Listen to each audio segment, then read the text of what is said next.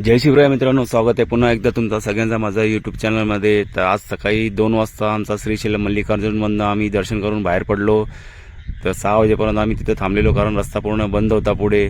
मग आम्ही आलो खाली। एक गंगापूर म्हणून एक गाव होतं, जिथं जडचर्लामध्ये गंगापूर म्हणून एक देवस्थान आहे, तिथं आम्ही गेलो। जाता जाता तर त्या देवाचं दर्शन वगैरे केलं। देवाचं नाव आहे श्री चन्नकेशव रेड्डी म्हणून।